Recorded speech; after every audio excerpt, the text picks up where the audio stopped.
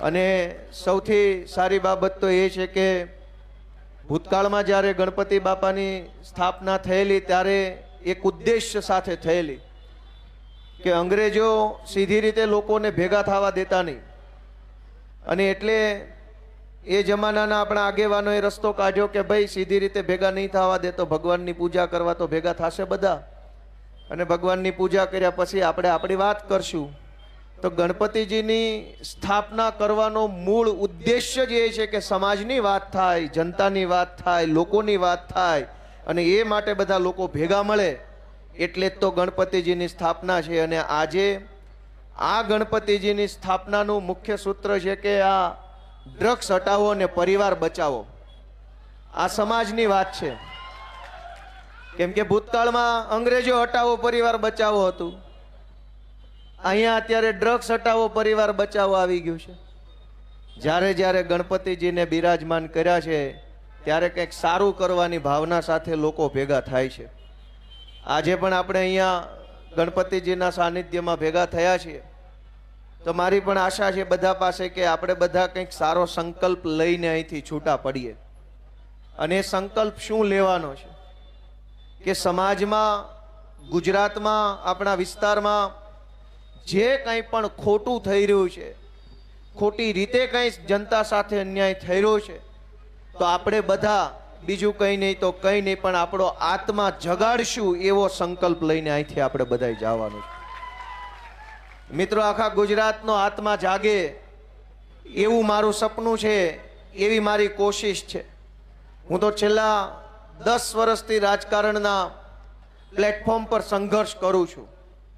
અનેક ખરાબ પીરિયડ જોયો, નબળો સમય જોયો, મારી પાર્ટી ચૂંટણી હારી જતા જોઈ, હું પોતે હારી ગયો એ સમય પણ જોયો, બધું જ જોયું. પણ અમે અમારું લક્ષ્ય નથી છોડ્યું. અમારું એક જ લક્ષ્ય છે કે ગુજરાતની જનતાનો આત્મા જાગે અને ગુજરાતમાંથી ભાજપ ભાગે.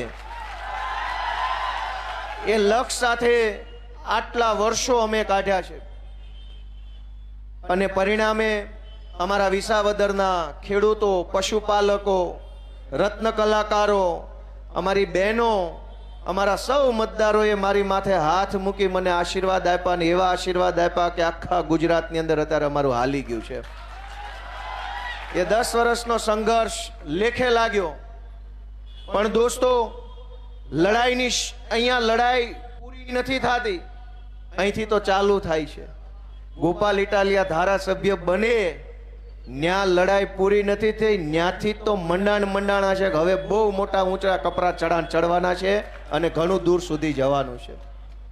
દોસ્તો, હું તમને બધાને વિનંતી કરવા આવ્યો છું કે આપણે વિચારવું પડશે કે આપણી સાથે જે કાંઈ થઈ રહ્યું છે એ વ્યાજબી છે કે ગેરવ્યાજબી.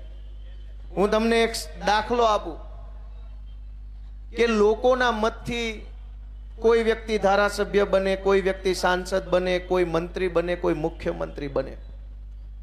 તમે બધા મને મત આપો તો હું ધારાસભ્ય બનું, શિક્ષણ મંત્રી પણ બનું. પણ તમારી આશા શું હોય કે તમે એક બટન ગોપાલભાઈનું દબાવો, ગોપાલભાઈ શિક્ષણ મંત્રી બને, પછી ગોપાલભાઈ આખા ગુજરાતની સરકારી શાળાઓને આલીશાન શાનદાર શાળા બનાવે, અને એ શાળામાં મારો છોકરો મફત ભણે તો મારો પરિવાર ખૂબ સારી રીતે આગળ વધી શકે. આ જનતાની ભાવના હોય છે. પણ વાસ્તવિકતા શું છે? તમે એમ માનીને મત આપો છો કે મારા મતથી જે મંત્રી શિક્ષણ મંત્રી બનશે એ શાળા સરકારની બનાવશે. હકીકત એ છે કે તમારા મતથી એક માણસ શિક્ષણ મંત્રી બને, પછી એ પોતાની માલિકીની 10 શાળાઓ સુરતમાં, અમદાવાદમાં ખોલી નાખે છે. શિક્ષણ મંત્રીના કાકાના દીકરાની શાળા, એની પોતાનો ભાગ હોય એવી શાળા, એના ફઈના છોકરાની શાળા, એના હાડુભાઈની શાળા તો બને છે, પણ પ્રાઇવેટ શાળા બની જાય છે. તમારા મતથી બનેલો શિક્ષણ મંત્રી શાળા નથી બનાવતો, સમાજને બનાવીને વયો જાય છે. દોસ્તો, તો હું તમને એવી વિનંતી કરવા આવ્યો છું કે આપણે આપણા આત્માને પૂછવું પડશે કે તમે સરકારી શાળા બનાવવા મત આપો છો કે પ્રાઇવેટ શાળા બનાવવા?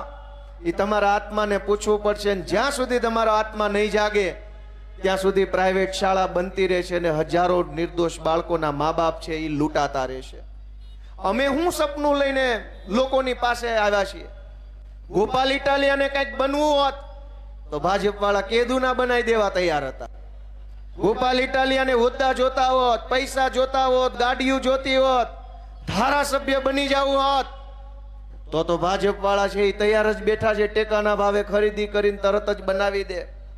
દોસ્તો, અમે રાજકારણમાં આવ્યા છીએ, બનવું જ છે, પણ ભાજપે આપેલી ભીખમાં નહીં, જનતા માથે હાથ મૂકીને જે બનાવે ને આશીર્વાદ આપીને એ બનવું છે. ભાજપની ભીખમાં હું મુખ્યમંત્રી બનવાય તૈયાર નથી, પણ જનતા જેદી માથે હાથ મૂકે ને તેથી જે બનાવે ને રાજી ખુશીથી બનવું છે ને હજારો લોકોનું આંસુ લૂછવાનું કામ કરવું છે. અને એટલે અમે તમારો સપોર્ટ શું કામ માગીએ છીએ? અમે તમારો સપોર્ટ એટલે નથી માગતા કે તમે મને મત આપો ને મને કંઈક બનાવી દો. અમે તો તમારો સપોર્ટ એટલે માગીએ છીએ કે તમે અમને મત આપો તો અમે તમારા છોકરા માટે કંઈક સારી નિહાળ બનાવીએ તો છોકરો કંઈક સારું ભણી ગણીને આગળ વધે. આજ 140 કરોડનો આપણો દેશ, આઝાદીના 75 વર્ષ થઈ ગયા, 5 ટ્રિલિયન ઇકોનોમી બનાવવાના વાયદાઓ ભાજપ વાળા કરે છે, દુનિયામાં ડંકો વગાડી દેવાની વાત કરે છે.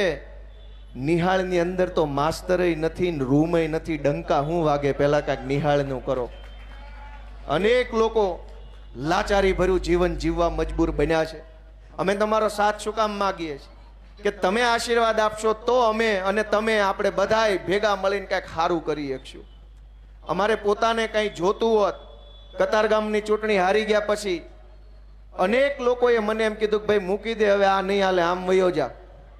ઘણાએ મને કીધું, ઘણાનું મનોબળ ડગી ગયું, ઘણાનો આત્મવિશ્વાસ ભાંગી પડ્યો કે હવે કાંઈ નહીં થાય, ઘડીક હતું થઈ ગયું હવે નહીં થાય. અનેક લોકોનો આત્મવિશ્વાસ ડગી ગયો ને એવા સમયે અમે મક્કમ મનોબળ રાખીને સંઘર્ષના મેદાનમાં ટકી રહ્યા હતા. દોસ્તો, ત્યારે લોકોએ અમને આશીર્વાદ આપ્યો છે, વિસાવદરની જનતા આશીર્વાદ આપ્યો, પણ અમે એમ ઈચ્છીએ છીએ કે હવે અહીંથી આગળ વધવું છે, અનેક મોટી લડાઈ લડવી છે, અનેક સંઘર્ષના રસ્તાઓને પાર કરી અને જનતા માટે કંઈક કરવું છે. તમે વિચારો કે ગુજરાતમાં આ છેલ્લા લાંબા સમયથી હીરાના ધંધામાં મંદી આવી છે અને અનેક રત્ન કલાકારોનું જીવન મુશ્કેલ બન્યું છે. મેં 2 દિવસ પહેલા ભાવનગર, અમરેલી, નવસારી, રાજકોટ, જૂનાગઢ, ગીર સોમનાથ અને સુરત આટલા જિલ્લાના જે અધિકારીઓ છે એને ફોન કર્યા અને મેં એને પૂછ્યું કે આ રત્નદીપ યોજનામાં કંઈક 13,000 રૂપિયા સહાય આપવાના ફોર્મ ભરાઈ ગયા અને 1.5 મહિના થઈ ગયા, ક્યાં પોગી યોજના ને ક્યાં પોગ્યા પૈસા, કાંઈ ગતો પતો છે કે નહીં?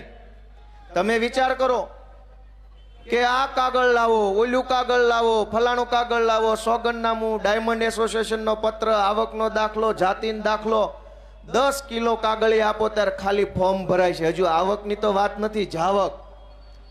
તમે વિચાર કરો, મેં 10 જિલ્લાના સાહેબોને પૂછ્યું કે આ લાભ ક્યારે આપશો? એ બધાએ મને એવો જવાબ આપ્યો કે હજુ સ્ક્રુટિની ચાલે છે. સ્ક્રુટિની એટલે કે આવેલા દરેક ફોર્મને તપાસવાનું કે આ સરકારના નિયમ પ્રમાણે છે કે નહીં, આવકનો દાખલો છે કે નહીં, જાતિનો દાખલો છે કે નહીં, એસોસિએશનનો લેટર છે કે નહીં, આ ભાઈ ખરેખર સરકારે નક્કી કર્યો એ પ્રમાણેનો રત્ન કલાકાર છે કે એની રીતે રત્ન કલાકાર છે, એ બધું જ ચેક કરે છે. તમે વિચાર કરો કે વિસાવદરની ચૂંટણી હતી તેથી તો વગર ફોર્મ ભરે 10-10 હજાર ને 20-20 હજાર જેને જોઈએ એને આપતા હતા.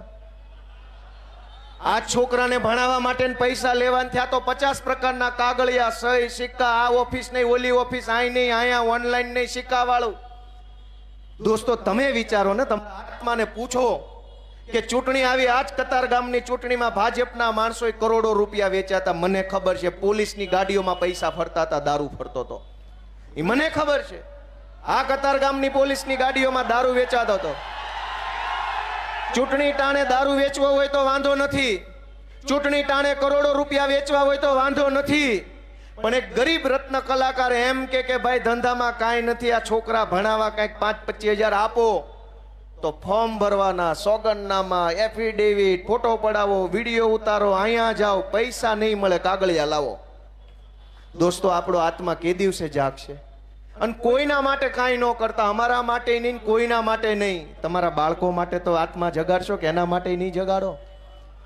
અમારા માટે ન કરો. આજ આપણા છોકરાને આ ભાજપની સરકાર ડ્રગ્સના દૂષણની અંદર ભરાવી દીધું.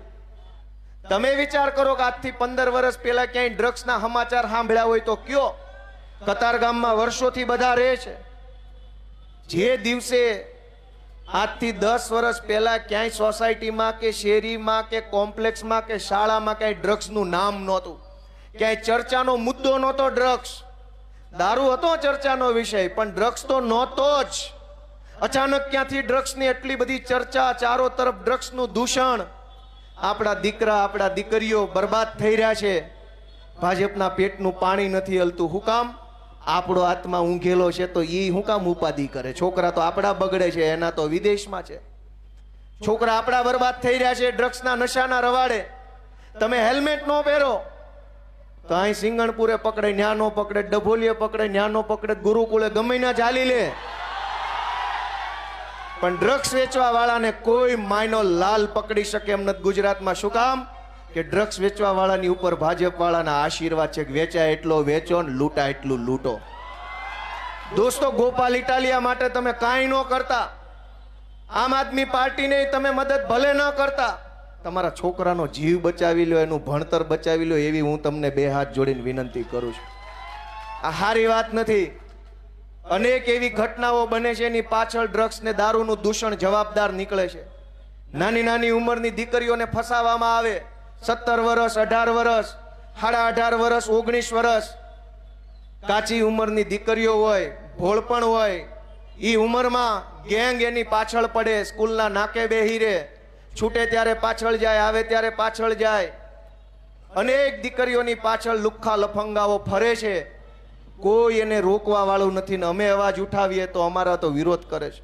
હું સાચું બોલું છું, ખોટું બોલું છું? દોસ્તો, ક્યારે આત્મા જાગશે? ચૂંટણીઓ ઉપર ચૂંટણીઓ આવે છે, આપણે આપણી દીકરાની ચિંતા કરતા નથી, દીકરીની ચિંતા કરતા નથી, ધંધાની ચિંતા કરતા નથી. 4 પૈસાના ભાજપના નેતાની વાહે બટન દબાઈ દબાઈ દબાઈ દબાઈ કરીએ. દોસ્તો, ક્યારેક તો આપણા દીકરા દીકરી ઉપર મત આપો.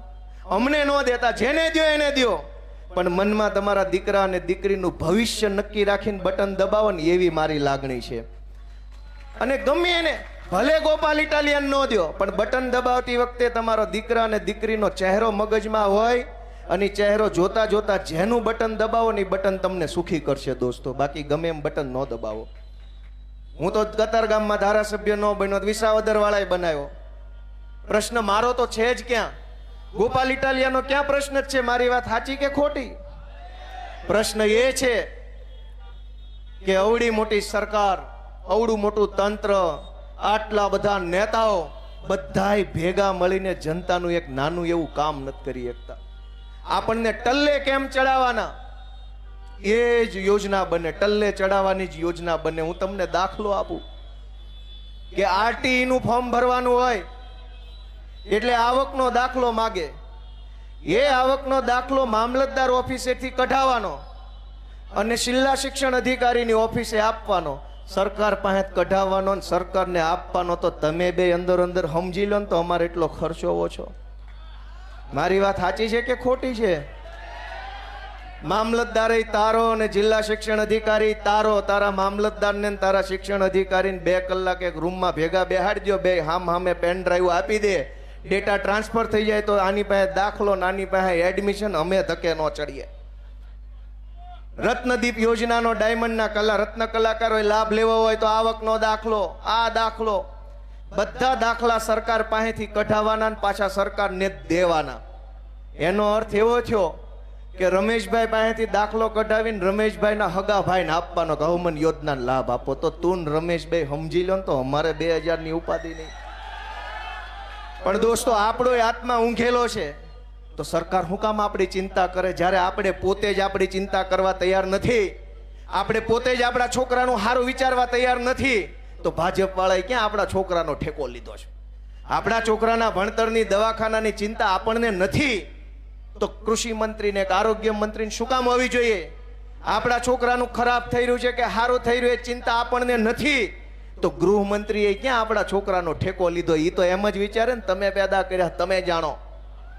દોસ્તો, આપણે પહેલા આપણો આત્મા જગાડવો પડશે. ચૂંટણીઓમાં જે જીતે તે ભલે જીતે, જે હારે તે હારે. આ વખતે હારશે તો ઓલી વખતે જીતશે, આ વખતે જીતશે એ આવતી વખતે હારશે. હારવા જીતવા વાળાની દુનિયા લૂંટાઈ નથી જાતી. વિચારવાનું તમારે છે, આમ જનતાએ વિચારવાનું છે કે હારવા જીતવા વાળા કરતાંય તમે કેદી જીતશો. આજ આખા ગુજરાતની અંદર ઉત્સવનો માહોલ છે. છેલ્લા 2 મહિનાથી સળંગ નકરી મજા જ આવ્યા કરે છે, મજા જ આવ્યા કરે છે ચારો તરફ લોકોને. શું કામ? ગોપાલ ઇટાલિયા ચૂંટણી જીત્યો એટલે નહીં, વિસાવદરની ચૂંટણી તો આખા ગુજરાતને એમ લાગે છે કે અમે જીત્યા છીએ. હવને એમ લાગે અમે જીત્યા.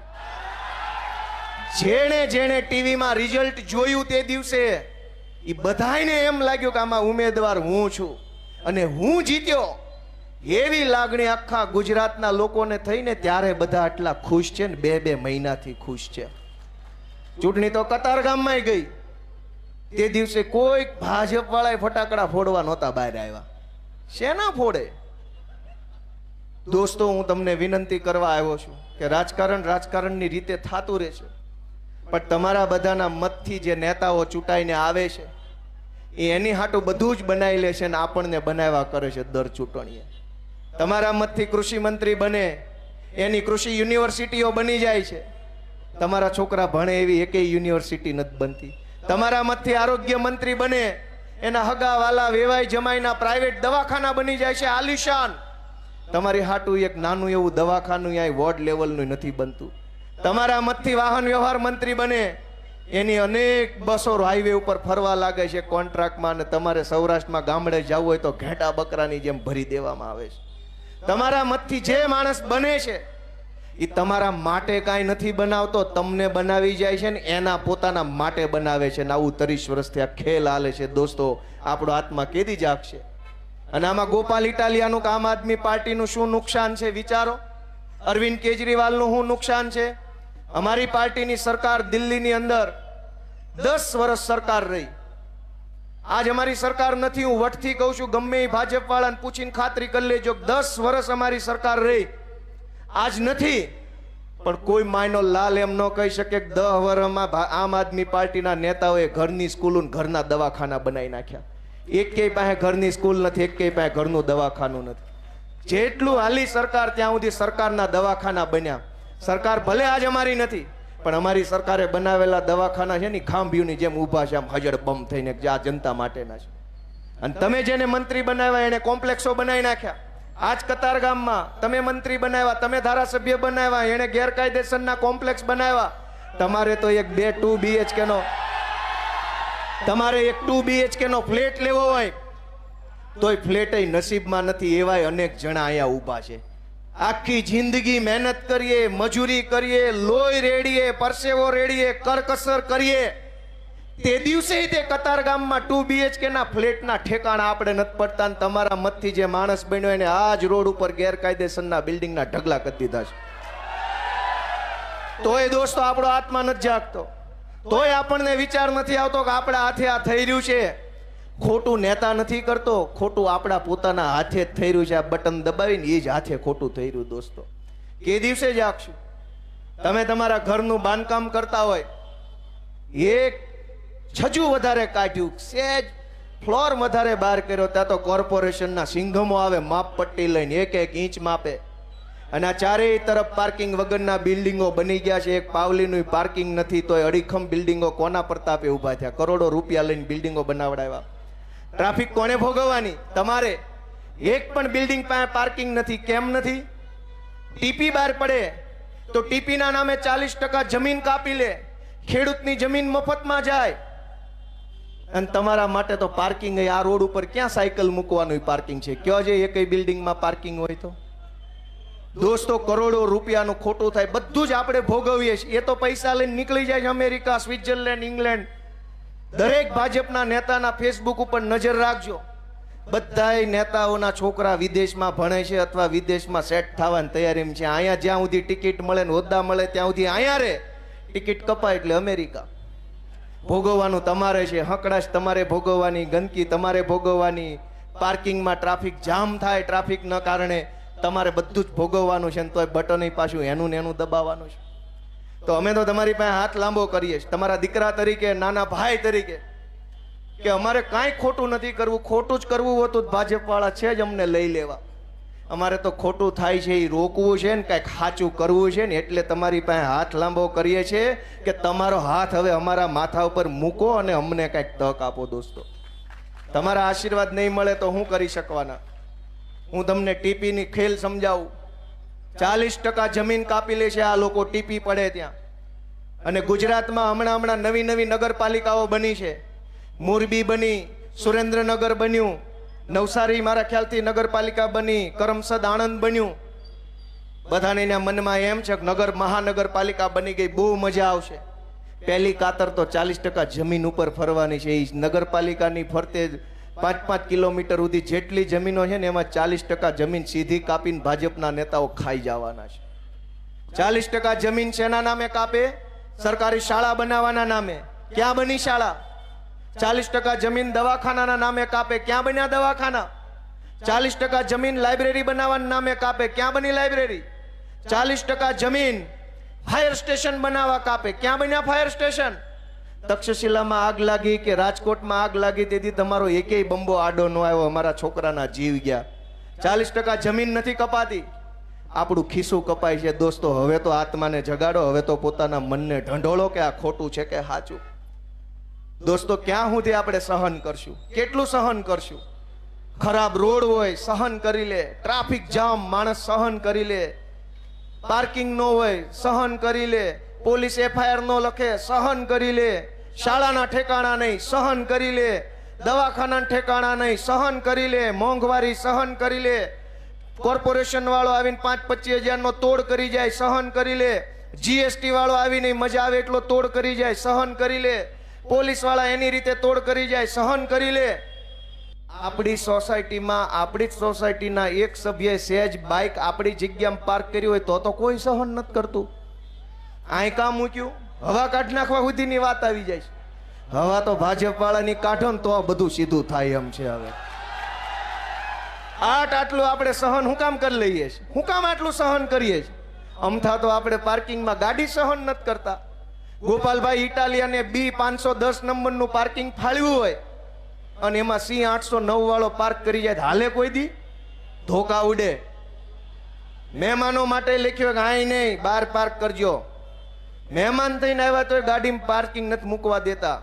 ન્યા સુધીની આપણે કાળજી રાખીએ છીએ, પણ આપણા માટે આ રોડ ઉપર ક્યાંય પાર્કિંગ નથી. તો આપણને મનમાં જરાય ચિંતા નથી થતી કે ભાજપ વાળાએ આપણને આવું સિટી બટકાવ્યું. કરોડો રૂપિયાનો ટેક્સ લઈ ગયા, 40% જમીન લઈ ગયા, આપણો મત લઈ ગયા, છેલ્લે મળ્યું હું? ખાડા. નેતા બધા બાડા, સેજ બોલો તો પડે તમારી આડા. શું કરવાનું? હું તો તમને વિનંતી કરવા આવ્યો છું કે નકરું ભાષણ સાંભળીને તાળીઓ પાડીને મજા ન લેતા, કંઈક તમારા જીવનમાં મજા આવે એવું કરજો. હું તો પહેલેથી સારું બોલું છું, નામ બોલતો રહીશ, પણ કઈ નકરી તાળી પાડે થોડું તમારા જીવનમાં બદલાવ આવશે. હું તમારા દીકરા તરીકે વિનંતી કરું છું કે તેદી હું આવું જ બોલતો હતો, તેદી મારી માનસિકતા, દાનત, ઈરાદા આવા જ હતા. સાંભળવા વાળા સાંભળ્યું, મજા લીધી કે મજા લેવાય, મત ન દેવાય. ગોપાલ ઇટાલિયા તોય એવો ને એવો છે. હું ભવિષ્યમાં આવો ને આવો રહીશ.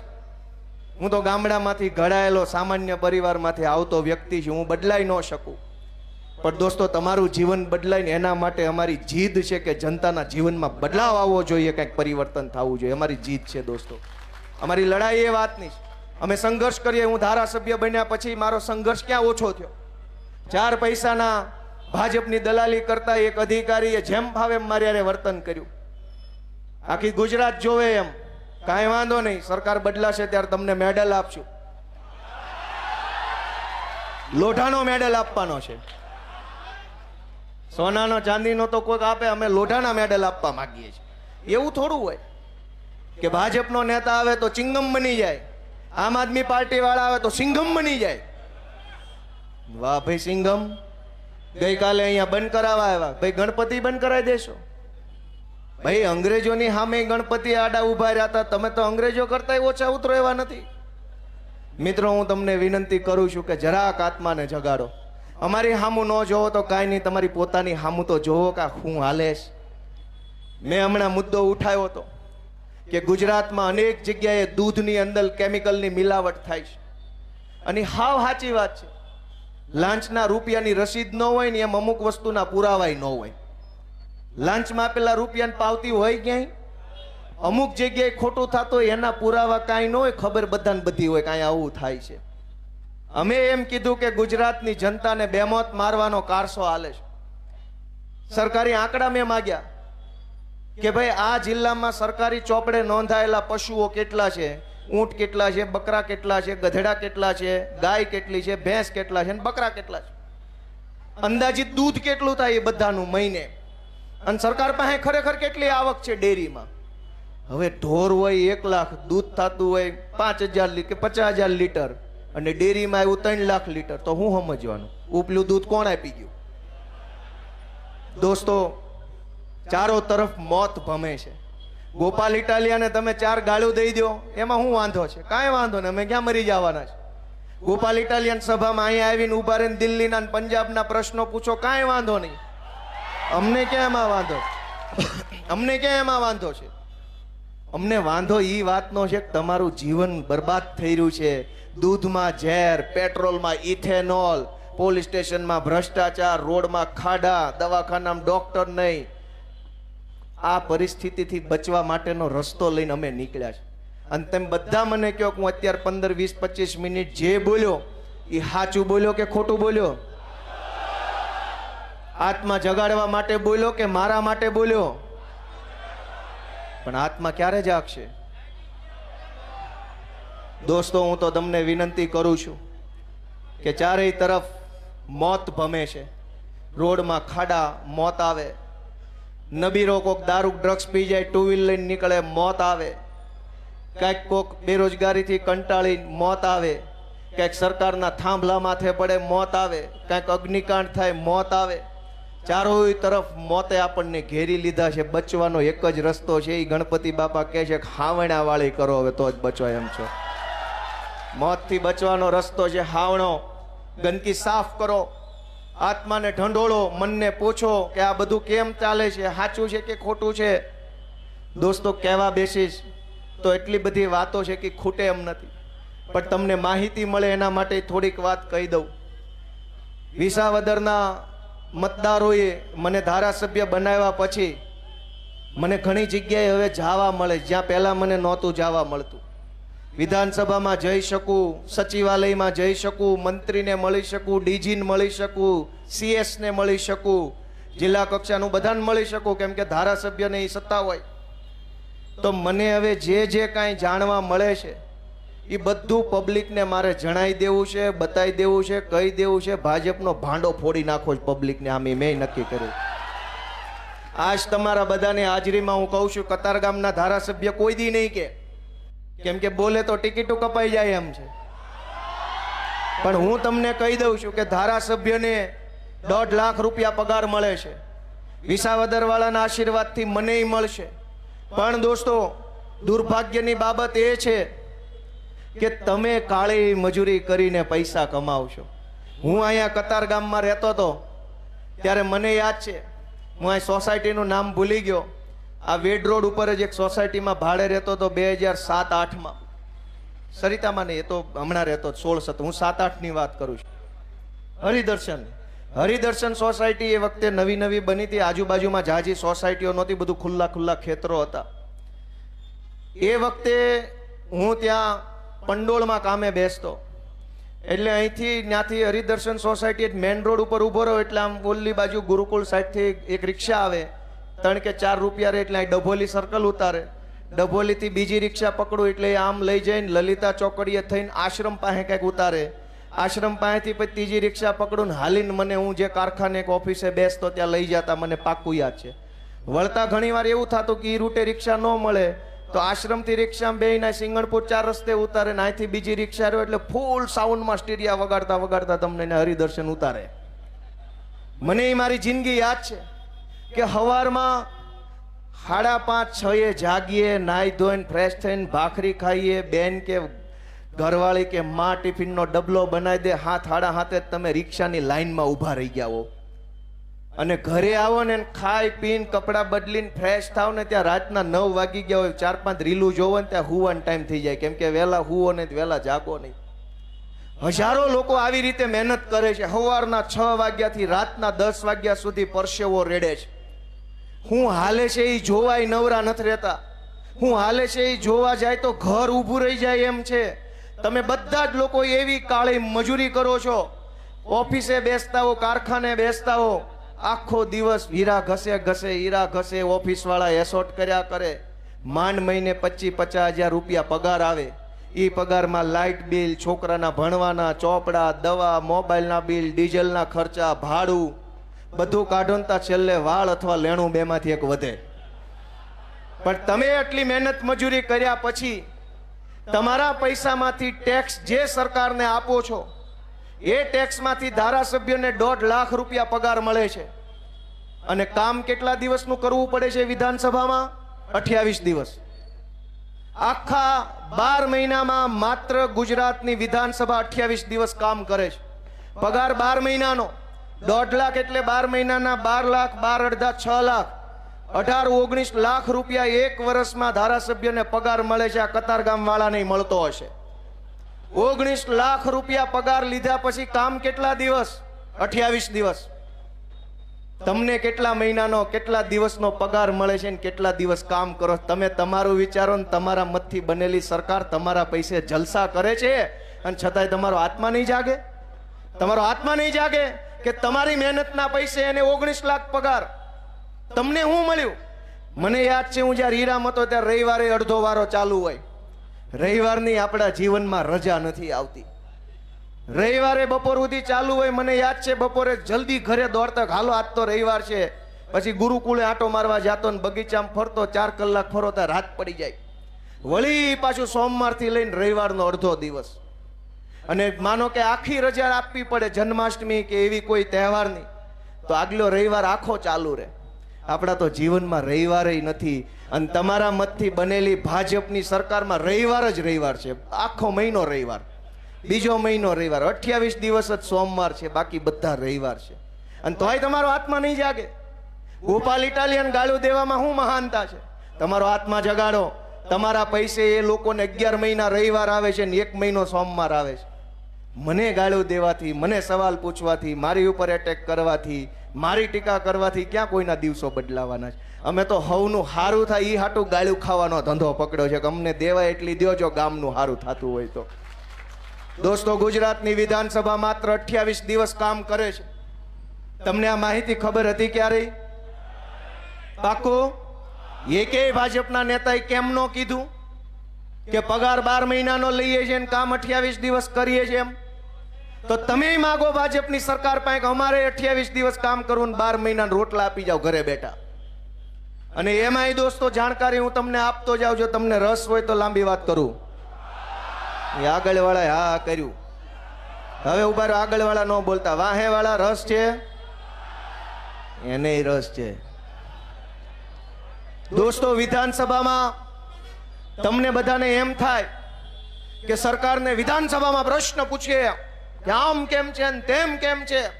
હું તમને ન્યા શું ખેલ હાલે છે એ કહેતો જાઉં. ભાજપનો એકેય ધારાસભ્ય નહીં કે નકર ટિકિટો કપાઈ જાય. ન્યા શું હાલે છે હું તમને કહું કે ગામના તલાટી મંત્રીને કે અહીંયા વોર્ડ લેવલના નાના એવા અધિકારીને તમે 2 પ્રશ્ન પૂછો ને તો કોઈ તમને જવાબ આપવા તૈયાર નથી. હા હું કરે એવા વડકા ચાલુ કરી દેશે. સીધા શેના આવ્યા છો ને હું કામ આવ્યા છો ને જાવ અહીંથી નહીં થાય ને કાલ આવજો ને પમદી આવજો ને આ નથી ને ઓલું નથી ને સાહેબ રજા ઉપર છે ને સાહેબની છોકરી બીમાર છે ને સાહેબના બાપાનું ઓપરેશન કર્યું છે, સર્વર નથી, કોમ્પ્યુટર નથી, પ્રિન્ટર નથી, સાહેબની ગાડીમાં પંચર પડ્યું છે. અનેક બાના કાઢે પણ તમારું કામ ન કરે. એજન્ટ પાસે જાઓ ને 1000 રૂપિયા આપો તો ગમે ના કામ થઈ જાય છે. તમને એમ થાય કે હું અહીંયા તલાટી મંત્રીને કે વોર્ડ લેવલના અધિકારી આરે ચર્ચા કરું તો એ તમને જવાબ ન આપે. તમે એનાથી ઉપર, એનાથી ઉપર, એનાથી ઉપર, એનાથી ઉપર, કોઈ આખી સરકાર જનતાને જવાબ દેવા તૈયાર નથી. છેલ્લે એમ થાય કે વિધાનસભામાં ગોપાલભાઈ ઇટાલિયા જેવા ધારાસભ્યો પ્રશ્ન પૂછીને સરકારને આમ ઘેરી લે. પણ ત્યાં શું નિયમ છે કે એક ધારાસભ્ય 3 પ્રશ્ન પૂછી શકે. અત્યારે 8, 9 અને 10 3 દિવસનું વિધાનસભાનું સત્ર છે, ધ્યાનથી સાંભળજો. આ માહિતી કોઈ ભાજપ વાળો નહીં આપે, કેમ કે એટલું ભણ્યા નથી. આપણા છોકરા કરતા ઓછું ભણેલા ને આપણા છોકરાની માથે બેહાડ્યા છે. આની આ જ સરકાર જો પટ્ટાવાળાની ભરતી કરે તો 8-5 ફોર્મ નથી ભરી શકતા. આની આ જ તે ભાજપની સરકાર જો કોન્સ્ટેબલની ભરતી કરે તો 10 પાસ એમાં ફોર્મ નથી ભરી શકતા. સરકાર કોન્સ્ટેબલ 12 પાસ બનાવે છે, પણ મંત્રી ગમે એવો હાલે છે. તમે વિચાર તો કરો, એને ખબર છે કે આ નો હાલે, તો જ એને નિયમ બનાવે. સરકારે જ નિયમ બનાવ્યો 10 પાસ નહીં હાલે, 12 પાસ જ જોશે. એની સરકારને પાછો મંત્રી ગમે એવો હાલે છે. દોસ્તો, હું વિધાનસભાની વાત કરું છું. એક ધારાસભ્યએ 3 પ્રશ્ન મહત્તમ પૂછવાના સરકારને. હું 3 લાખ લોકોનો પ્રતિનિધિ છું. મને મત મળ્યા છે 75,000, પણ મને મત ન દીધા હોય, મતદાર યાદીમાં નામ હોય, બધાનો પ્રતિનિધિ હું છું. 3 લાખ લોકોનો પ્રતિનિધિ છું. 3 આખા તાલુકા અને 1 અડધો તાલુકો, 3.5 તાલુકાનો પ્રતિનિધિ મને બનાવ્યો છે. મારે હું ખાલી 3 જ પ્રશ્ન હશે? મારી પાસે પ્રશ્ન નહીં હોય? ન્યા નિયમ છે કે એક ધારાસભ્ય 3 પ્રશ્ન પૂછી શકે, પણ હજુ એમાંય તે જાદુ છે. 3 પ્રશ્ન તો પૂછવાનું કીધું છે, જવાબ કેનો આપશે એ ક્યાં કીધું છે? જવાબ આપવાની પદ્ધતિ છે. ધ્યાનથી સાંભળજો કે ગોપાલભાઈએ 3 પ્રશ્ન પૂછ્યા, ચૈતર વસાવાએ બીજા 3 પૂછ્યા એટલે 6, હેમંત ખવાએ ત્રીજા 3 પૂછ્યા એટલે 9, આમ આદમી પાર્ટીના બીજા ધારાસભ્યએ પૂછ્યા એટલે 12, કોંગ્રેસ વાળાએ ત્રીજા 3 પૂછ્યા એટલે 15. એમ માની લો કે 50 ધારાસભ્યોએ 3 પ્રશ્ન પૂછ્યા એટલે 150 પ્રશ્નો સરકારને પૂછાયા એક સત્ર દરમિયાન. એ તો પૂછાણા, હવે સરકાર જવાબ કોનો આપશે એના માટે સરકાર ડ્રો કરે. 150 પ્રશ્નોનો ડ્રો થાય. એ ડ્રોમાં જે 10 પ્રશ્નો આવે એનો જવાબ આપવાનો, બાકીના બધાને બાપા સીતારામ, આવજો, ટાટા, બાય બાય. ધારો કે ગોપાલ ઇટાલિયાએ 3 પ્રશ્ન વિધાનસભામાં પૂછ્યા હોય અને ડ્રોમાં એકેય નો આવે તો फिर मिलेंगे हंसते हंसते इसी रस्ते नए 3 सवाल लेके, ड्रो में आएगा तो जवाब देंगे वरना फिर मिलेंगे. તમને આ વ્યાજબી લાગે છે? 1.5 લાખ રૂપિયાનો પગાર, 19 લાખ પગાર, પ્રશ્ન પૂછવાના, જવાબ દેવા વાળો કોઈ નહીં. આપણને કાંઈ ખબર નથી કે આપણો મત લઈ જાય ન્યા હું મુજરો કરે છે. આલિશાન ફ્લેટ મળે છે ધારાસભ્યોને. તમારે આખી જિંદગીની કમાણી લગાવો તોય ન મળે એવા ફ્લેટ ધારાસભ્યોને રહેવા આપ્યા છે. આલિશાન flat, 5 BHK, sofa, TV, furniture, કબાટ, computer, printer, geyser, AC, washing machine, બધું સરકારનું. બધા રૂમમાં એસી, રસોયા. તમને શું મળે છે? આત્મા જગાડો દોસ્તો. કોઈ ભાજપ વાળાએ કીધું કે આટલું બધું તમારા પૈસે લહેર કરે છે ને? તમને આવી નારા શીખવાડી જાય ભારત માતા કી, એટલે તમને એમ થાય કે આ બહુ દેશ પ્રેમી. દાબો આને. તમારે જય જયકાર કરતો રહેવાનો ને 5 BHK ગાડીઓ, બંગલા, મજા મજા. દોસ્તો, હું તો તમને જગાડવા આવ્યો છું. કોઈ ધારાસભ્ય કહી દે કે અમને 5 BHK મળ્યા છે હાવ મફતના? મળે એ કે કોઈને કહેવા આવે પાછો? એ તો આવીને એમ જ કે ને અમે તમારી માટે બહુ મહેનત કરીએ છીએ, મત દેજો. હું મહેનત કરો? મિત્રો, હું કતારગામના લોકોના માધ્યમથી તમારો આત્મા જગાડવા આવ્યો છું. તમારું મને એમ કે ગોપાલ ઇટાલિયા માણા સાચો છે. હોઠેથી નહીં, મોઢેથી નહીં, કાળજામાંથી બોલે છે એવું તમારું મને એમ કે તો આવતી ચૂંટણીમાં હાવણો ભૂલતા નહીં એવી મારી તમને વિનંતી છે. અને અમારા માટે ન કરતા, મારા માટે કાંઈ ન કરતા, તમારા પોતાના માટે કરજો દોસ્તો. વિધાનસભામાં 3 પ્રશ્ન પૂછવાના, એમાંય ડ્રોમાં 1 થી 10 માં આવે તો જવાબ મળે, એમાંય જાદુ છે. તમને એમ થાય ગોપાલભાઈ 3 પૂછ્યા એટલે 3 ના જવાબ આપશે, એવું નથી. એમાં જાદુ છે, ડ્રોમાં આવવો પડે. ધારો ગોપાલભાઈ નો પ્રશ્ન ડ્રોમાં આવ્યો 9મા નંબરે, તો તમને એમ થાય કે હવે તો જવાબ દેશે, તો કે નહીં, એમાંય જાદુ છે. પહેલો, બીજો, ત્રીજો, ચોથો પ્રશ્ન હોય એ ભાજપના માણસોનો સિલેક્ટ થાય. 5મો પ્રશ્ન કોંગ્રેસના માણસનો સિલેક્ટ થાય. 6થો પ્રશ્ન કોંગ્રેસનો સિલેક્ટ થાય. પાછો 8મો, 7મો, 8મો ભાજપનો, 9મો મારો હોય. તો ભાજપ વાળા શું કરે છે ત્યાં? પહેલા, બીજા અને ત્રીજા પ્રશ્ન પૂછે જ એટલો લાંબો પૂછે ને કે અડધી કલાકનો પ્રશ્ન અને 1.5 કલાકનો જવાબ. 3 પ્રશ્નના સવાલ ને 3 જવાબ બોલે તો હાંજ પડી જાય એટલે આજનો પ્રશ્ન પૂરો. એટલે 1 થી 10 માં કદાચ 9મા નંબરે મારો પ્રશ્ન હોય તો એની ચર્ચા નહીં થાય. 1 થી 3 માં આવે તો જ કદાચ ચર્ચા થાય. તો પગાર શેના લ્યો છો? કરોડો રૂપિયાના પગાર, મંત્રીઓને 2.5-3 લાખ પગાર છે, મુખ્યમંત્રીના 5-5 લાખ પગાર, ધારાસભ્યોના 1.5 પોણા 2 લાખ પગાર. અને તમે કેમ જીવન જીવો છો વિચારો ને. તમે મોટા ઉપાડે આમ મોયલી માકડીએ જઈને ભાજપના બટન દબાઈ આવો છો. અને શું મળે છે? રિક્ષામાં બેહવાની જગ્યાએ નથી મળતી. સાંજે ઘરે આવીને ત્યારે 2 રિક્ષા જવા દેવી પડે છે. નિહાળમાં એડમિશન તો નથી મળતો, દવાખાનામાં ખાટલો નથી મળતો, રિક્ષા ટાઈમે નથી મળતી. એવું આપણું જીવન છે અહીંયા. મારી વાત સાચી છે કે ખોટી છે? એ આગળ વાળા આ પાડી બદલ આભાર.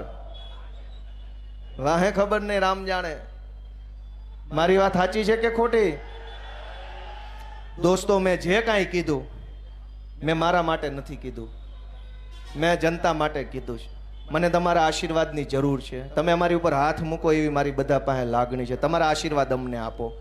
અમે સારું કામ કરવા માગીએ છીએ. અમારે કશું જ લઈ લેવું નથી, કશું જ બની જવું નથી. જે મને વ્યક્તિગત રીતે ઓળખે છે એ બધાને ખબર છે. મારા ટીંબી ગામના બધા બેઠા છે. મારી પાસે ઘરનું ઘરય નથી ને કાંઈ નથી, નહીં લેના નહીં દેના. તોય અમે કોઈ દી ભાજપની જાળમાં નથી ફસાયા, પાવલીની લાલચમાં નથી પડ્યા. બધાને એમ હોય કે ભાજપમાં જોડાઈને 5 કરોડ મળે તો એક ફ્લેટ હારો ન્યૂ કતાર ગામમાં અમરોલી સાઈડ લઈ લઈએ, મજા કરીએ. હવને એમ છે. મેં નથી એવું કર્યું. મને એમ છે કે ગરીબના છોકરાને સારું શિક્ષણ મળે, ભણે ગણે, પોતાના દમ પર ઊભો રહે, પોતાની તાકાતથી માણસ જીવતો થાય ને તો મારું જીવન લેખે લાગ્યું ગણાય. ગોપાલ ઇટાલિયાના બંગલા બની જાય તો મારું જીવન લેખે નથી. પણ ગોપાલ ઇટાલિયાને 2 ધોકા પોલીસ મારી જાય અને એ સંઘર્ષના દમથી એક નિશાળ બને, નિશાળમાં ગરીબનો છોકરો ભણે ને કંઈક મોટો માસ્તર સાહેબ બને અને વટથી જીવન જીવતો થાય તો અમારું જીવન સાર્થક છે દોસ્તો. એટલે અમે આ ઉત્સવના અમારી આખી ટીમ, આમ આદમી પાર્ટીમાં જેટલા જોડાણેલા છે એ બધાને કંઈક બની જ જવું હોત, કંઈક લઈ જ લેવું હોત તો અહીં શું આવ્યા છે? ઓલી પાર્ટી ટેન્ડર આપે, કોન્ટ્રાક્ટ આપે, કટકી આપે, મોઢું બંધ કરાવવાના એટલા પૈસા આપે ને મોઢું ખોલવાના એટલા પૈસા આપે છે. અમે તો શું આપીએ કે ભાષણ આપીએ હારા મારું? દોસ્તો, હું તમને વિનંતી કરું છું કે આવતી ચૂંટણી ચૂકતા નહીં. અમે હારી જાહું તમે તો બીજી ચૂંટણી સુધી પાછા ટકી જાહું. પણ જનતા હવે રીબાઈ ગઈ છે, હવે બહુ લાચારી વધી ગઈ. ચૂંટણી આવે ત્યારે બધાય આવે છે. વિસાવદરમાં ભાજપ વાળાએ હાખ વાઇઝ નેતા મોકલ્યા હતા, હાખ વાઇઝ. ઇટાલિયા અટકનું ગામ હોય ને ઇટાલિયા ભાજપ વાળા જાય. રામાણી અટક વાળા લોકો રહેતા હોય ને માત્ર ભાજપના રામાણી જાય. વેકરિયા રહેતા હોય ને ભાજપના. જ્ઞાતિ વાઇઝ પ્રચાર નહોતો, અટક વાઇઝ પ્રચાર હાલતો હતો. અટકના નેતા ન્યા જઈને ભાજપનો ઈ અટક વાળો જઈને ઓલાને એમ કે અમારું જોજો, અમારું. પણ વિસાવદર વાળા હજડબમ છે કે તમારું નહીં, અમારું જોવાનું છે. એને હામું કહી દીધું તમારું જોયું, ચા પીવો, ઓકે, થેન્ક યુ, મસ્ત, હવે અમારું તમે જોજો. અને અહીંયા નેતાનું જોવામાં ભાજપનું જોવામાં તમારી હામું જોવા વાળો કોઈ આગેવાન ગુજરાતમાં નથી વધ્યો. ચિંતા તો કરો ભલા માણા. તમારી હામું કોણ જોવે છે? તમે બધાય નેતાનું જોયું. ભાજપના નેતાઓ આજ કતાર ગામમાં પ્રચાર કરતા હતા, અમારું જોજો, વિનુનું નહીં, અમારું જોજો, વિનુનું, એવું કહેતા ભાજપ વાળા. બરાબર? તમે એનું જોયું, તમારું કોને જોયું? આજ કતાર ગામની અંદર એક દીકરીએ આત્મહત્યા કરવી પડી અને ન્યાય માટે રેલીઓ કાઢવી પડે. ધારાસભ્યની, સાંસદ સભ્યની દીકરી હારે કોઈ અઘટિત ઘટના બને રેલીઓ કાઢશે? આપણા દીકરા દીકરીઓ હારે અન્યાય થાય તો રેલીઓ કાઢવી પડે. કેમ સીધી રીતે પોલીસ કામ નહીં કરે? રેલીઓ. આપણે હીરા ઘસ્યા હોય કોઈની ફેક્ટરીમાં કે કોઈની ઓફિસમાં એસોર્ટ કર્યું હોય, 2 મહિનો એસોર્ટ કરીએ તો પગાર હાટું 1લી તારીખે રેલી કાઢવી પડે છે કે આપી દેશે? કયો છે બધા? તમે મહિનો કામ કરો તો પગાર દેવાનો જ છે, એમાં રેલી શું કાઢવાની? પોલીસને મહિનો પગાર દીધો છે તો એફઆઈઆર લખાવવા પાછી રેલી કાઢવાની? આ તો એવી વાત થઈ કે કાલ ભાજપ વાળા એવું લાવશે કે આખો મહિનો હીરા ગહો ને પગાર જોતો રેલી કાઢવાની. પગાર આપો મુર્દાબાદ, પગાર આપો મુર્દાબાદ. એવું હોય? જેને પગાર આપ્યો એને એનું કામ કરવાનું છે. પોલીસને તે પીએસઆઈ નો